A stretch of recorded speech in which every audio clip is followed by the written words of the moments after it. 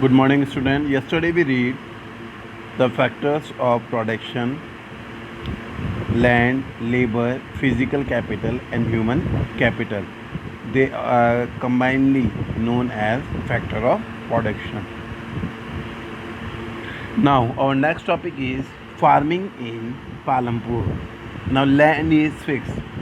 Farming is the main production activity in Palampur. As all of you know, I explained earlier that farming is the main production activity in Palampur. 73% of the people who are working are dependent on farming for their livelihood, where 75% of the population is dependent on population. Naturally, their livelihood is farming. They could be farmers or farm labours. अब वहाँ पर कौन थे? Farmer थे या farm labours थे. The well being of this family is closely related to the production on the farm. Naturally the place where the main occupation is farming, their livelihood is mainly depends on production that is done on the farms. But remember that there is a basic constraint in raising farm production. Land under cultivation is practically fixed. Since 1960 in Palampur, there has been no expansion in land area under cultivation.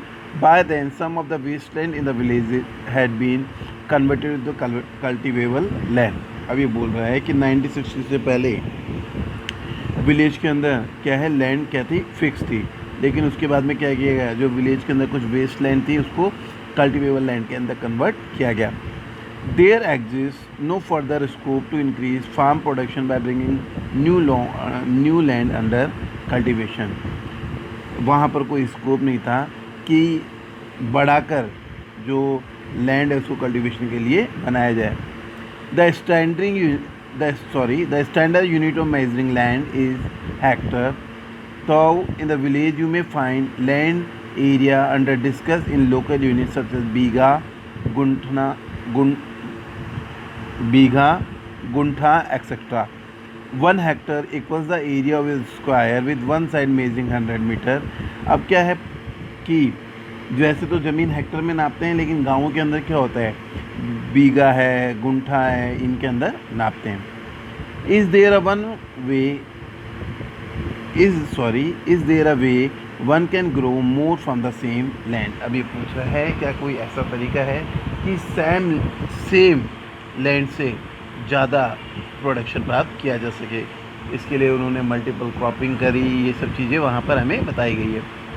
In the kind of crops grown and facilities available, Palampur would resemble a village of the western part of the state of Uttar Pradesh.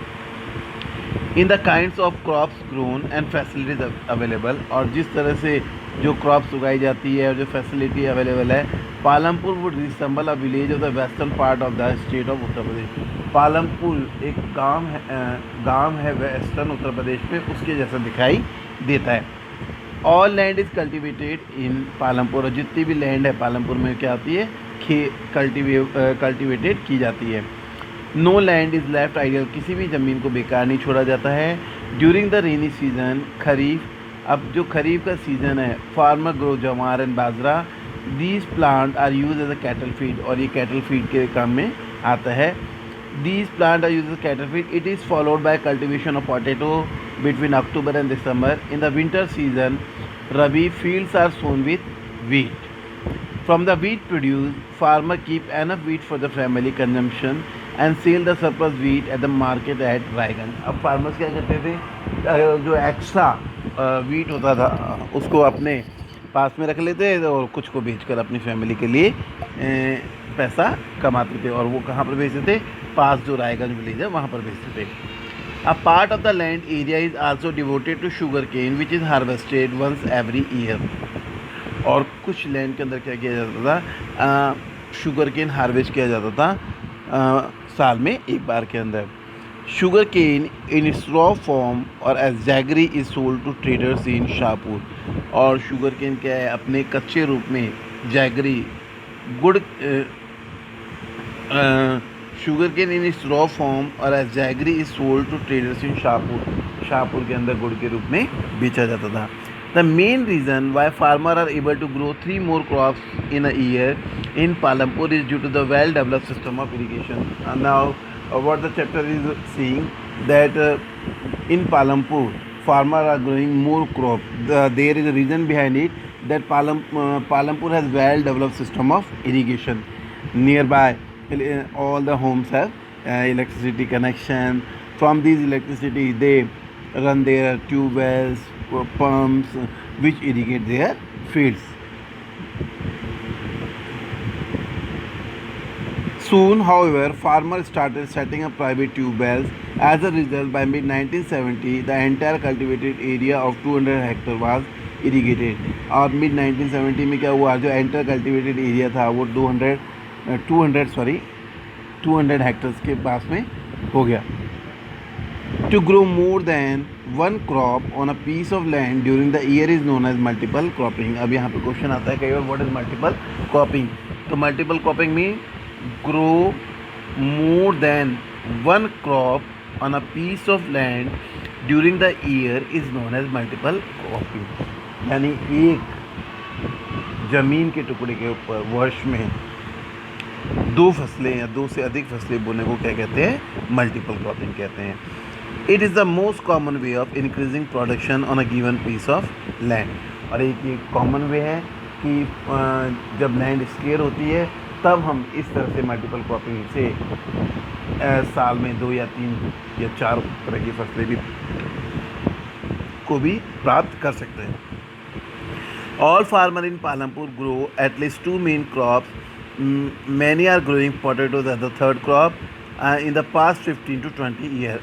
अब पहले तो क्या होते 2 ही फसलें उगाते थे, लेकिन अब 25 सालों से क्या हो रहा है, 15 से 20 सालों से इन द पास्ट 15 टू 15 से 20 सालों के अंदर क्या होगा, तीसरी फसल के रूप में पोटैटो भी प्राप्त करते हैं.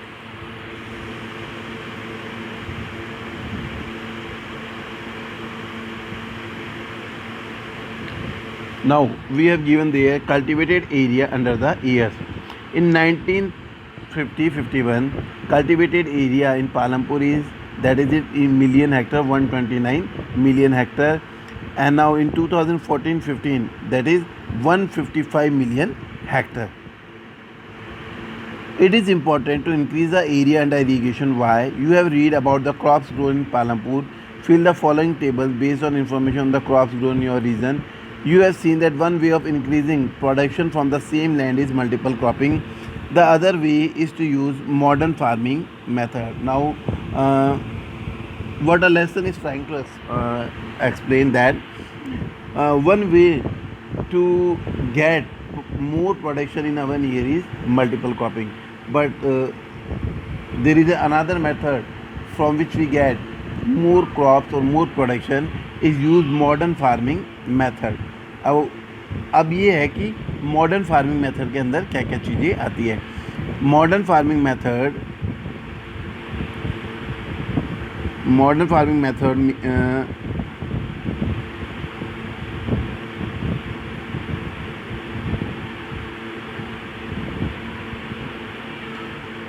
Modern farming method, pesticides to produce best result. Higher yields were possible only from a combination of HYV seeds, irrigation, chemical, fertilizer and pesticide etc. अब ये बोल रहा है कि जो मॉडर्न फार्मिंग मेथड है, like HYV seed, high yield variety seeds, good pesticides, और उसके अलावा मैन्योर है, फर्टिलाइज़र है, ज़्यादा इरिगेशन है, उनसे भी क्या है, फसल अच्छी प्राप्त की जा सकती है. Farmer of Punjab, Haryana and Western Uttar Pradesh were the first to try the modern farming method in India. अब ये बोल रहा है कि जो पंजाब, हरियाणा और वेस्टर्न उत्तर प्रदेश के फार्मर हैं वो पहले थे जिन्होंने मॉडर्न फार्मिंग टेक्निक को यूज़ किया. The farmer in these region set up tube wells for irrigation and made use of HYV seeds, chemical fertiliser and pesticide in farming. अब ये बता रहा है कि इस रीजन के अंदर जो फार्मर्स थे they use tube well for irrigation and made use of HYV seed, chemical fertilizer and pesticides in farming.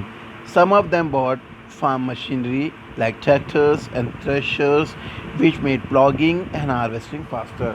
अब ये बोल रहा है कि some farmer are using modern tools like tractor, thresher which help them to get more production. Some of them bought farm machinery like tractor and thresher which made ploughing and harvesting faster. They were rewarded with high yields of wheat.